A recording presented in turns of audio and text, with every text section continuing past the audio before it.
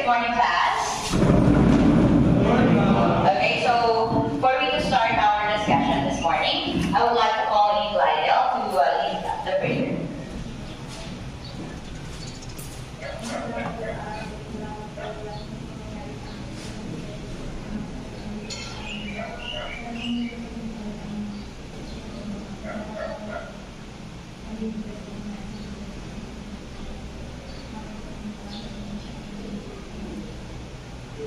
Amen.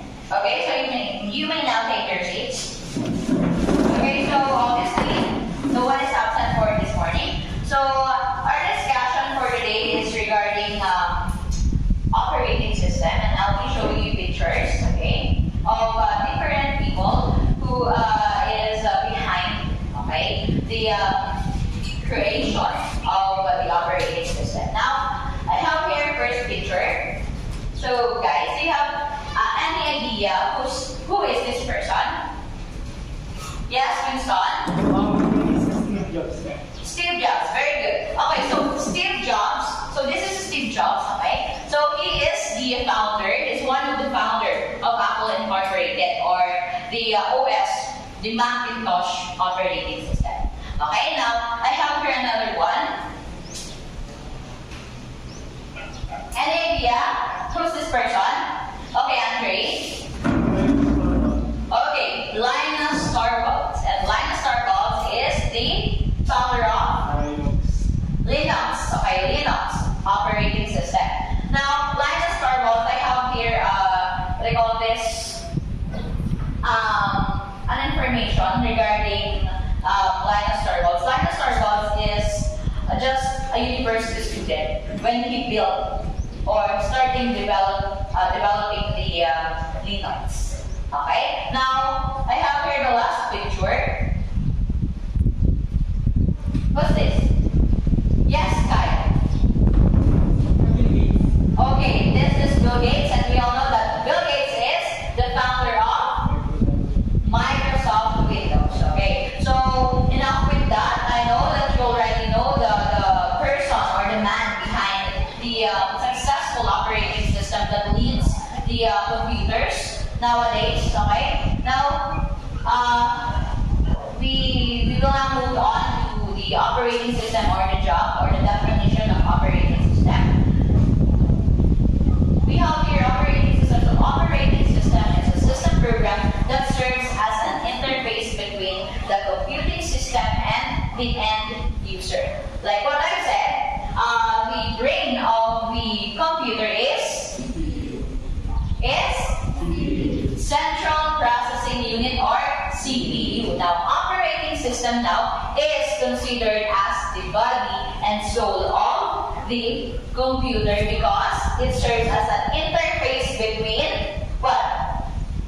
The computing system and the end user. Meaning to say, all the tasks or the activities that the user wants the computer to perform, he is using, or he will use the operating system to perform the task, or to communicate with the applications so that the task will be done.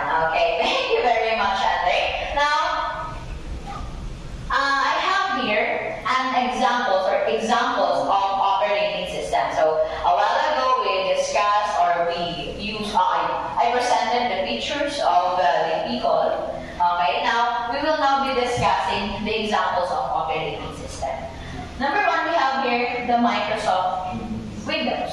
So Microsoft Windows is created, or Microsoft created the Windows operating system in the mid-1980s. So there have been many different versions of Windows, but the most recent is Windows 11. Okay, Windows 11 released this year, 2022, and we have the Windows 10 and released year 2015. Now I have here different, or I will show you the interface of different Windows version. And after showing you the interface of different Windows operating system, I'll ask you a question.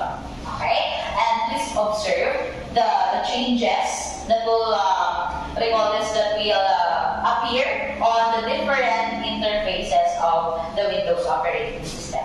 So this one is the Windows one. So what can you see or what can you observe on the interface of the Windows one? Yes, Andre? The interface of Windows 1 is mostly composed by text. Yes, mostly composed by text. And usually, okay, there are commands. Okay, there are commands that we input in the computer, and then from inputting those commands, that will be the time na meron or gagawa or maipi-perform ng computer natin yung ating mga tasks na gustong gawin. So that is the what we call this, the interface of the Windows one. Now, I'll show you again another interface. So this is the interface of Windows 2. Now, notice the changes. So this is the Windows 1. This is the Windows 2.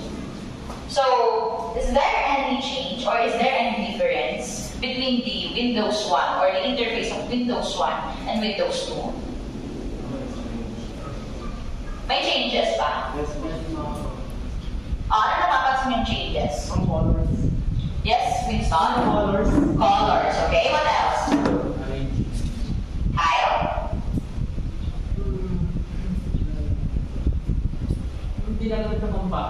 Yes. Okay. Very good. What else? Glider?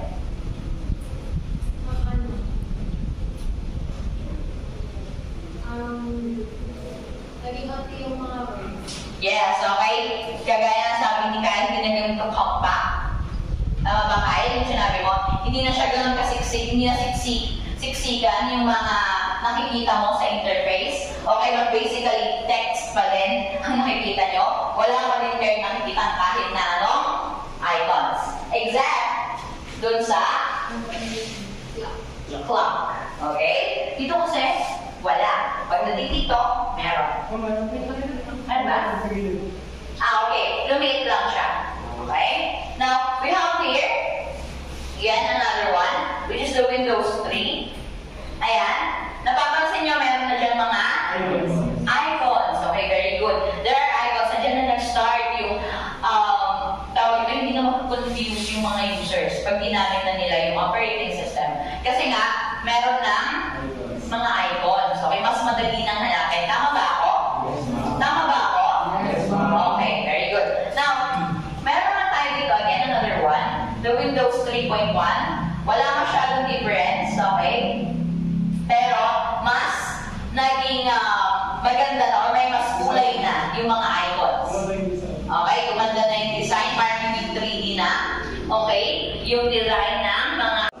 Okay, so this is the interface of the Windows 3.1. So, the difference between the Windows 3 and Windows 3.1 is that yung kanyang mga icons, mas kumanda ng kaunti, okay? And yung build, and yung ayos, okay, mas kumanda na, tama? Tama?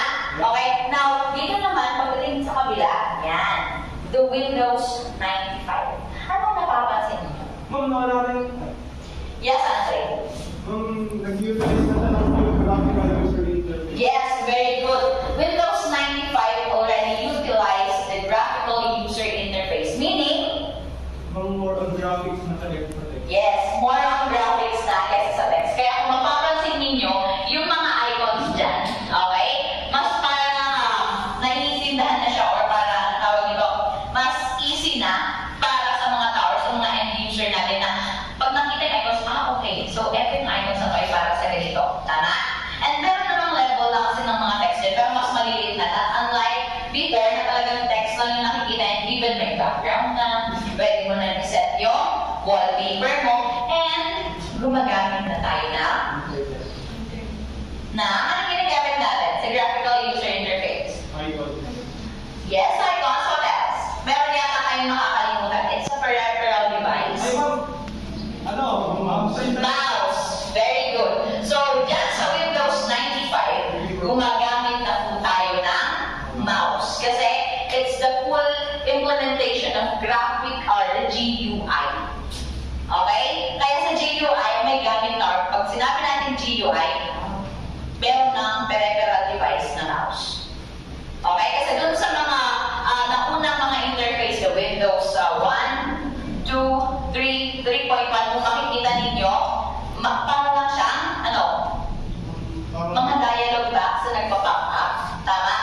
may mga commands pa din tayo ini-input para magamit or para ma-open yung mga icons. Tama? Yung tinatawag natin MS-DOS commands.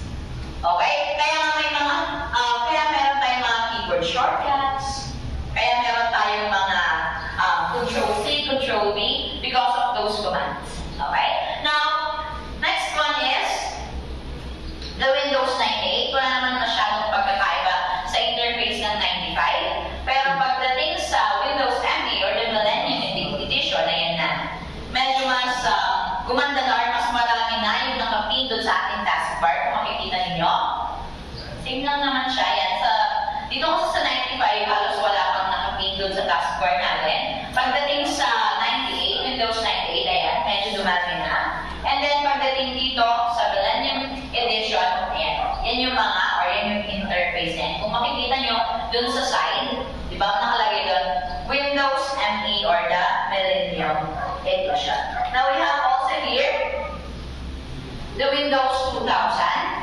Yan. Ito ay Windows 2000, ito yung ginagamit natin mga server. Ito yung sinasabi ko sa inyo sa client-server architecture. Client-server architecture. Sa client-server architecture, for us to be able to, what they call this, create a network, a computer network, kailangan yung server natin, meron din siyang OS na pang-server. Okay? So ito yun, Windows 2000. Now, we have here the Windows XP. Parang hindi na ito Windows XP Yeah, Windows XP. Pero ang Windows XP kasi mga anak, okay, mas malalaki yung icons. Okay, mas malalaki yung icons. Tama ba, Andre? Super laki. As in, kahit hindi ako magsuot ng salamin, nakikita ko yung icons. And alam ko na yung icon na yun ay para dun sa gagawin kong what I call this task. Okay? Now, we have here the Windows Vista. Sumunod yun kay XP, si Windows Vista. Pero hindi masyadong nagtagal. At dumating si Windows 7. Ayan. Yan na si Windows 7. Mas naging maayos na. And mas gumanda na. Yung kulay niya, yung icon ng Windows, yung nandun sa background. Ayan. So, naging transparent sa taskbar. Na ganyan. Madami ng changes. At mas naging user-friendly na yung itsura niya. Okay? Now, this is the Windows 8. Yan. The Windows 8.1, the Windows 10, and of course yung 11 is yung nasa baba na din yung kanya, nasa gitna na. Yung taskbar dito sa Windows 10 kasi mga anak nandito, tama ko? Okay, yung Windows 11, gumit na siya sa taskbar. Okay, gumit na siya dun sa may taskbar. And then, parang na siyang, alam niyo, makagamit na kayo ng Macintosh or ng Mac OS, parang malapit-lapit na siya sa interface ng Macintosh. Okay? Now, naipakita ko na sa inyo, I've shown you enough examples or interface ng Windows operating system. Now, my question is, doon sa mga pinakita kong interface, para sa inyo, ano yung pinakamagandang Windows O or Windows version or Windows OS version? Anyone? Yes, Winston? Windows 7, why? Because it's a user-friendly OS. User-friendly OS, okay. Any other answer? Andre? Windows 10. Windows 10, yes. It's packed with the latest features Yes, latest features and programs. Programs, okay. But you know what, guys? According to a survey, Windows 7 is the most common and commonly used, okay, operating system. Okay, kasi yun yung pinaka-user-friendly sa lahat.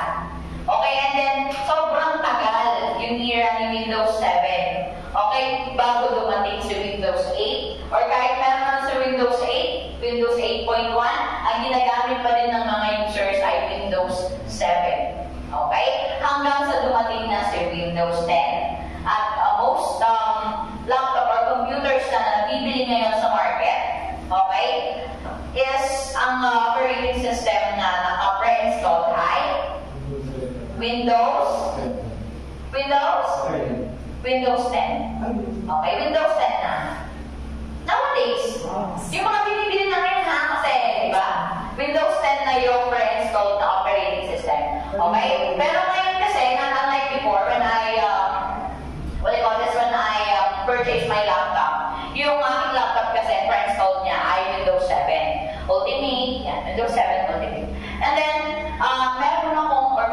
may binigay, kasama dun sa package, sa pinili ko, meron binigay na talaga genuine installer ng 7. Windows operating or yung Windows 7. Not unlike ngayon, ang binibigay na lang kasi is yung mga flash drive, tama? Yung mga flash drive. Wherein yung mga flash drive din, pag nagkaroon ng tawag nito ng problema yung laptops ninyo or operating system ng mga laptops ninyo, sasalpak nyo lang yun, and titignan niya kung ano yung kaya niyang gawin. Okay? Kung ano yung kaya niyang gawin doon sa problema ng laptop, and then kung wala na talaga, kung pabalik-balik na yung problema, kailangan na din siyang i-report na. Okay?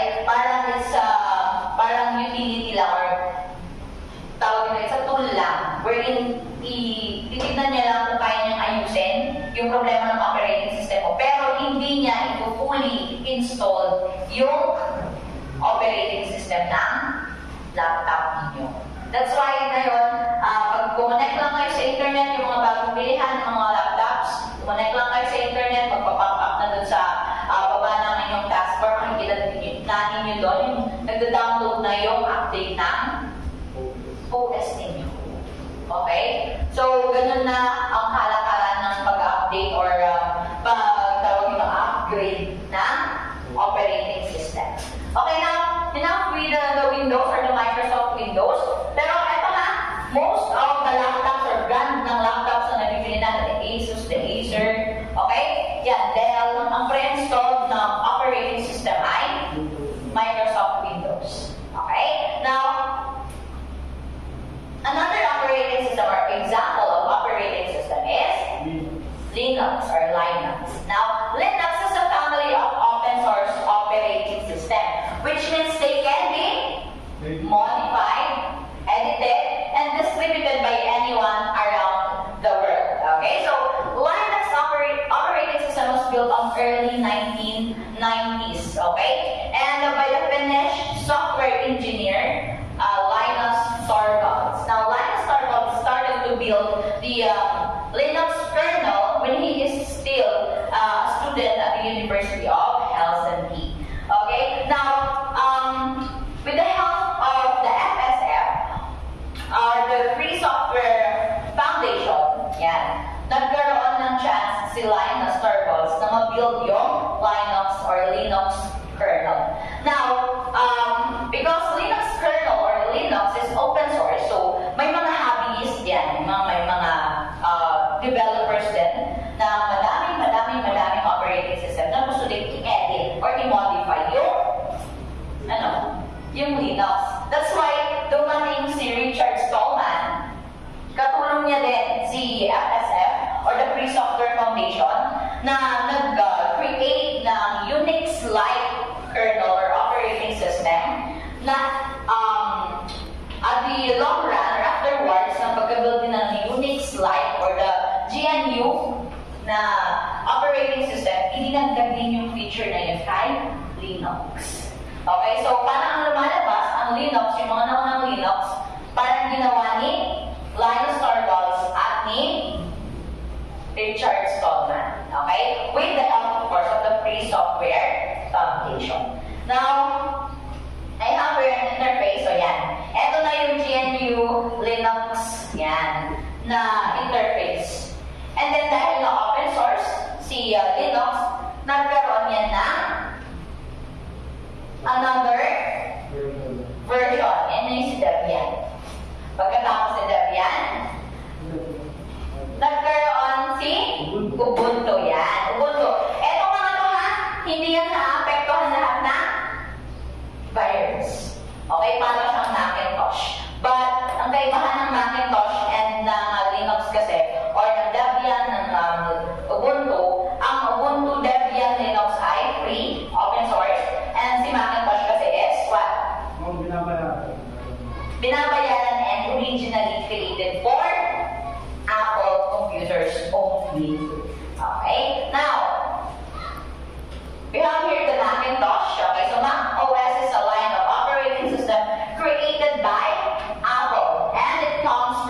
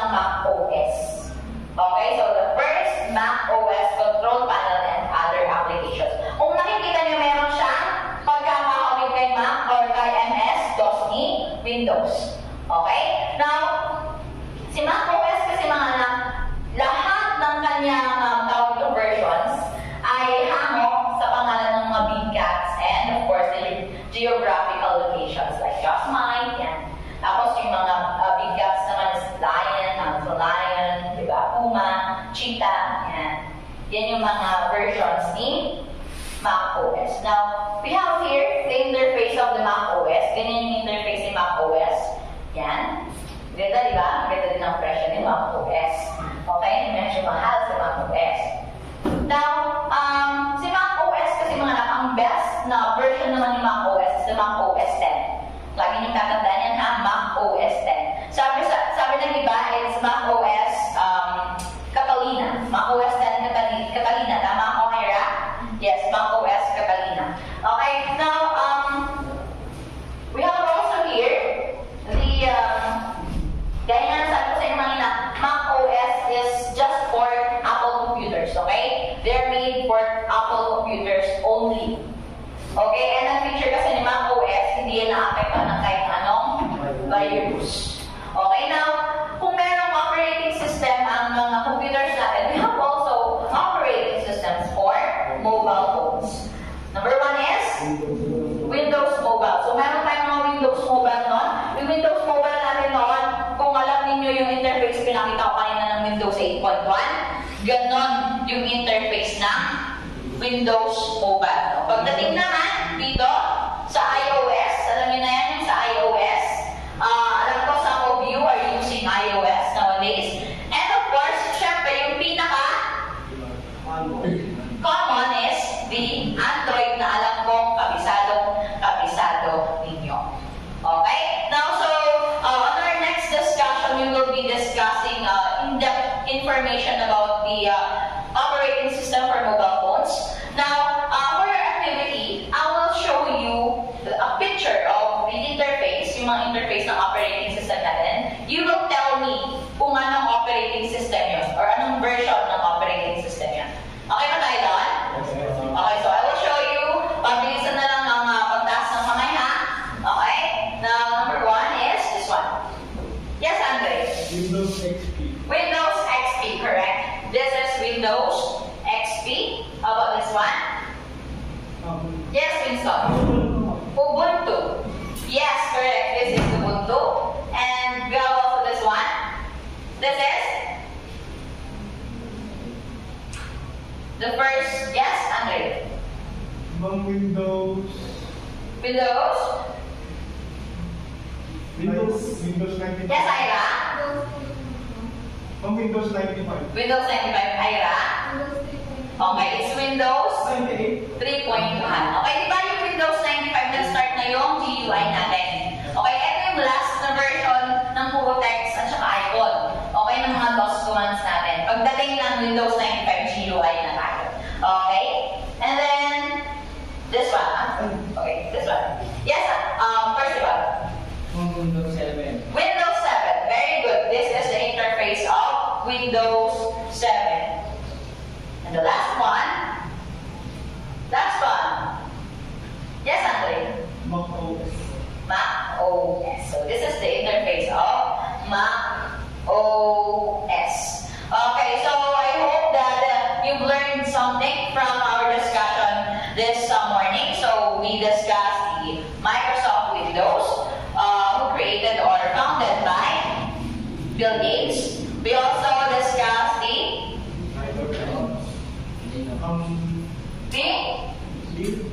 Mac OS. Linux. Okay, Linux who built or developed by Linus Torvalds or Linus Torvalds, and the last one is the Mac OS, who founded by Steve Jobs, and the best version of Windows is Windows 7, Mac OS is Mac OS 10 Catalina, and for the Ubuntu or the Linux, it's the three.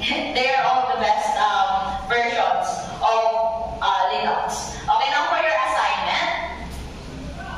Yeah, read and understand types of storage devices on page 26 and answer the LAS. So, page 26 of your module, yung mga module yun din naman sa inyong mga tables. So, you read nyo yan and read page 26 and then answer the learning activity sheet na ibibigay ko sa inyo later on. So, these are my references. Now, thank you very